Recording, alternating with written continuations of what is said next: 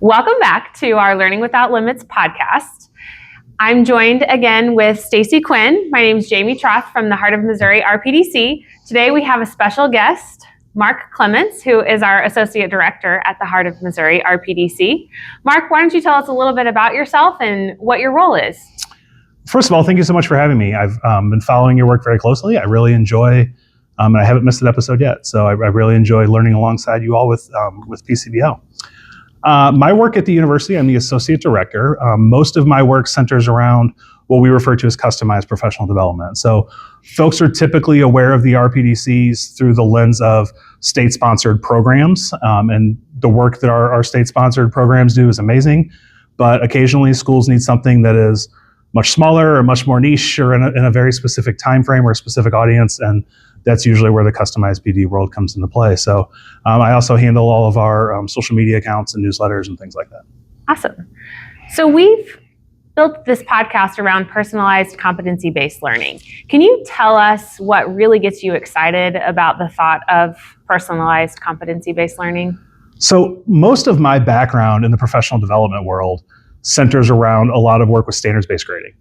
But I think when people hear personalized competency-based learning, they jump to the word competency or competencies, and they immediately start thinking about things like, okay, so these are the things that we want kids to know, and we're going to list these critical competencies, et cetera. And then that's amazing, but the word that always sticks out with me in that is the word personalized, because so much of education we know is so much more valuable, so much more motivating, more authentic with kids when we find ways to make it connect to the things that interest them. Mm-hmm. And then we take our standards or our competencies, the things that we know we want them to learn, and then we figure out a way to make it relevant for them. That is not about grading, or it's not even about standards per se. That's an instructional decision. And it's one that sometimes when people hear that, they think this is a really complex or really challenging, difficult undertaking. And it doesn't have to be. It can be something that is much smaller and much easier to accomplish than that. If you had to think about what's one instructional strategy that you could share with teachers that are listening today that they could go and implement in their classroom tomorrow or next week? So the idea of choice is it doesn't pinch hit for personalization. It doesn't get you there entirely, but it goes a long way. So let me give you an example. I am not shy about this story, and I tell it to folks when I'm doing presentations that, 3 years into my teaching career, I was done.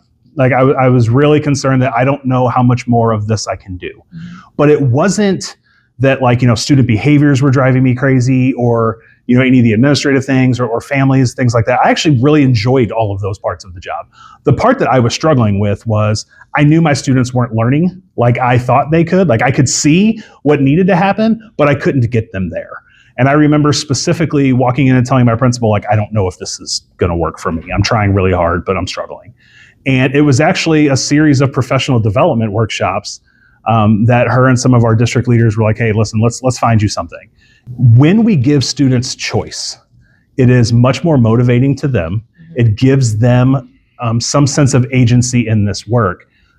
I had gone to a professional development workshop that was sort of a marriage of standards-based teaching, learning, and grading concepts. It wasn't about grading per se.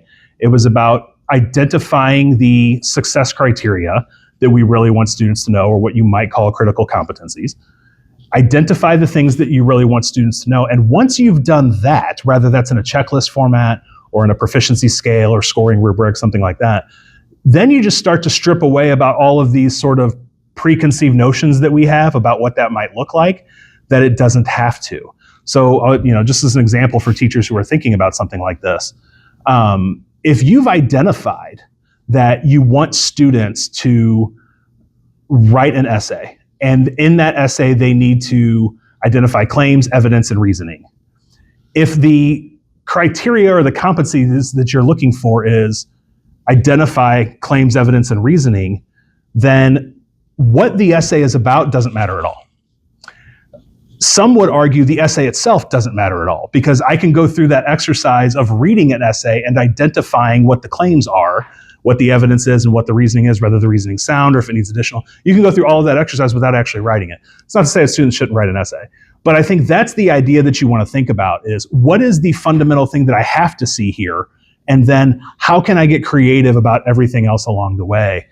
I fell in love with that idea almost to a fault. I mean, I had one year where I had 24 kids working on 20 different assignments on the same standard, which was incredibly motivating for them. It's also at times mass chaos. So you kind of have to, know what you're signing up for. Right. That worked for me as a teacher. It does not work for every teacher, Sure. but it worked for me. And I think that it allowed the coursework to become much more personal because students were able to see a bit of themselves in things, even if we were talking about persuasive writing, or we were talking about primary sources, or we were talking about the Civil War. So I think that anything you can do to personalize that work through that lens for students and give them an element of choice, you're going to see an increased amount of buy-in, and you're going to see an increased amount of academic retention and academic learning as a result. So can you tell me how personalized learning ties in with differentiation for students? The thing is that it very easily could, or it could not at all, just depending on how you want to go about it. But when we start to think about personalization, I do think that students have to have some element of choice as a part of that. But let me get, so again, another example. If I decide that I want students to learn how to multiply fractions, but then I give them a choice that is, hey, you can solve the problems on this piece of paper, or you can solve the problems on a whiteboard. Yes, you're providing choice. And yes, you're probably more likely to get some amount of engagement and learning than what you would have had you not provided that choice. At the same time, it's not personalized. They're not solving word problems that matter to them. But if my goal is I want to see students multiply fractions, and I create a series of word problems that are about sports because I've got 6 or 8 kids who are really into sports, but I create a series of word problems that are about dance because I've got kids that are really into dance, or I create a series of problems about Girl Scout cookies because I've got a 4th grader selling a bunch of Girl Scout cookies right now, then you can still use the same fractions. You can still use the same exercise, the same standard, but we've made it more personal in a way that it applies to them. So that's still very differentiated, right? Like I may have, a series of kids working on 3 different problems, just as the examples that I gave, but it is more personalized that way, and it is differentiated in that sense that we're differentiating what it is that they're looking at. You could also differentiate the product. So for example, I love the idea, I talk a lot about the idea of oral defense grading, is what we used to call it. And if you think about it this way, just in terms of, I don't need to see you solve 50 problems accurately in a math class. I need to see you solve one and show a certain amount of fluency with it, so that when I say, show me how you solve this problem, and if a student is able to articulate it like they're teaching me and show that elasticity in their learning and explain it in different ways, you're going to have a much more in-depth understanding from an assessment perspective about what that student knows or doesn't know than you're ever going to obtain from any amount of problems on any assessment or any worksheet. Now, you're going to have a series of conversations one-on-one, which sounds very off-putting, that it's very challenging. I completely acknowledge that. But I would just point out that that's the way all assessment is at the primary level. If you're working with early childhood, or if you're working with kindergarten, things like that, most assessment is done that way. So while that is challenging in a class with older students, because, well, what's everybody else doing while I'm having this series of one-on-one or small group conversations, you can do the same thing in a group of 3 or 4, and it kind of turns into a circle discussion. You can have some really profound assessments that way. But the logic is, well, what's everybody else doing? Well, it's challenging to be certain, and you have to have a plan, and you have to have a certain level of classroom management skills to be able to teach that way. But it's no more challenging to do that with 13 or 17-year-olds than it is to do that with 5-year-olds. So I think that level of personalization, you're personalizing the assessment or the instruction, or you're making it more about what the student knows, which is much more authentic for you as a teacher and much more actionable. Yeah. Well, I think we've really honed in on that word personalized, and there's so many different aspects and different ways that students can show what they know, but it's personalized and it's relevant and it's meaningful to them. So can you speak just from experience, or just kind of what you've seen with how does that really play out with students and their level of engagement and their level of excitement for learning when it is more relevant, when they do have more choice, when they can show how they know things in multiple different ways rather than it just has to be this worksheet or it just has to be this essay. So just kind of speaking from the student side of things. Yeah. The idea of wanting some agency over our time and our work is not something that is inherent to children, right? Think about your work on a day-to-day basis as a consultant or as a teacher, and if your administrator, your director, somebody that you have comes in and provides some directive and says, this is the way it is, as educated adults, you naturally start thinking outside the box and start questioning why. Mm-hmm. And kids are starting to question why much younger than we ever give them credit for.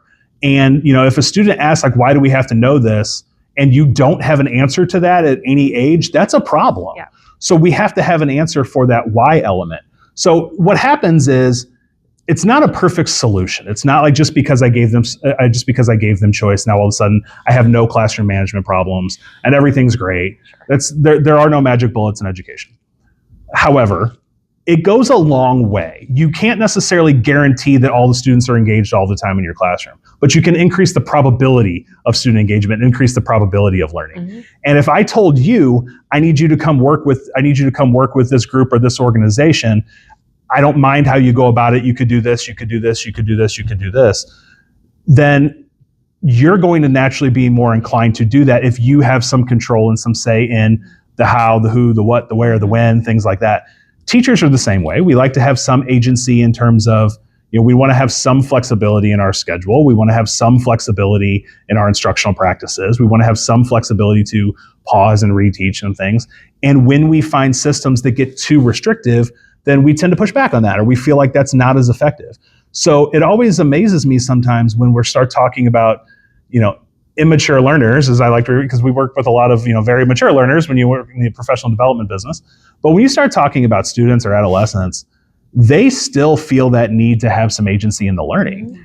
And the more of it that you can give them, it increases the probability of them buying in and participating as a part of it, because they start to see real world application a little bit quicker if you've just put it in a context of things that matter to them. So I think your behaviors, generally speaking, get better. Not perfect, but they get better. I think your learning gets better, and just in general, motivation gets better. Awesome. You really touched on the real world learning component of PCBL also. And I think that, we can talk a lot about, just sort of soft skills too, because the elements that sometimes get incorporated with this, things like collaboration, things like self-directed learning and being able to self-monitor your own progress on things. Sometimes we complain that students never take control of their own learning, but we never let go of the wheel. And we can't both drive at the same time.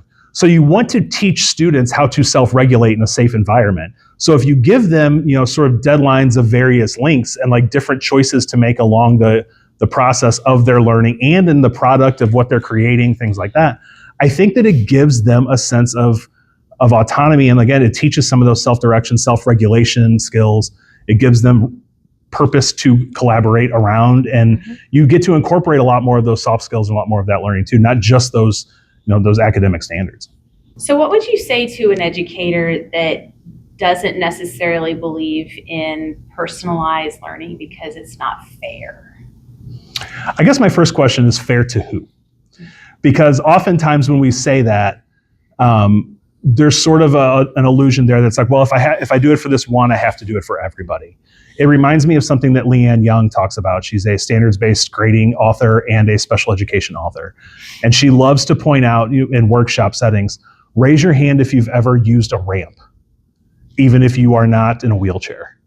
And almost everybody says, well, I've had some reason to use a ramp. Well, that is a structure that we have developed that benefits everybody.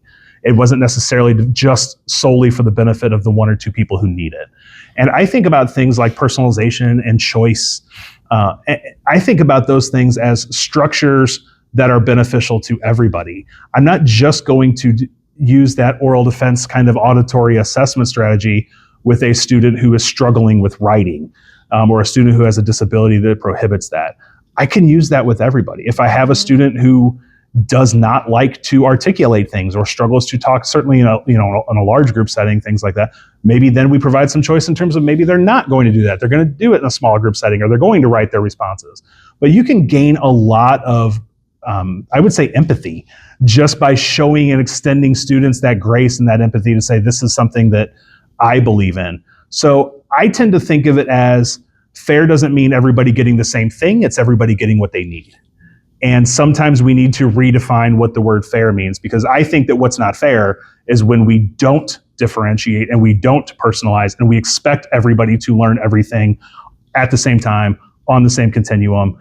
Yeah, and reminds me, for anybody out there that has children, when your kids are born, you go home from the hospital and they give you a checklist. So it's like, hey, these are the things, the benchmarks that you expect to see them doing 0 to 3 months, 3 to 6 months, 6 to 9 months, 9 to 12 months, until all of a sudden they hit 7 years old, and it's like, well, they have to be reading right now, or it's like they hit 13 years old and they have to be able to write a 5-paragraph essay.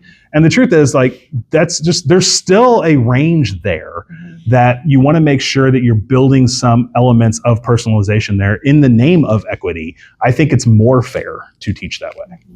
So I think you've given us a lot of things, and even as educators, we can think about how could this look in my classroom, right? If I don't have the ability to maybe overhaul the full system of my district or my school building or even my grade level, how could I make some small adjustments in my classroom to provide more personalization to the students that I serve? And I think you've hit on several different ideas, and there's probably most certainly many more out there that we haven't had time to touch on. But if you could just highlight a couple things from what you think would have kind of the biggest bang for its buck, or what teachers could turn around and do that could just really have an impact for those kids that they serve. So many of our audience members are going to be familiar with the 4 corollary questions of professional learning communities: PLC work, RIC to 4, solution tree, etc. And what I encourage teachers to do is we think about those things through the lens of collaborative teams, and we should. But think about those things through the lens of your own course, your own class period. Students are coming in today for a math block. It's going to be 45 to 95 minutes, depending on what your district allocates. When students come in, what do I want them to learn or be able to do today? And how will I know when they know that? Yeah. That's those first 2 PLC questions that don't require collaboration. We don't need a district committee. We don't need to overhaul the transcript. We don't need to involve GPA and all those things.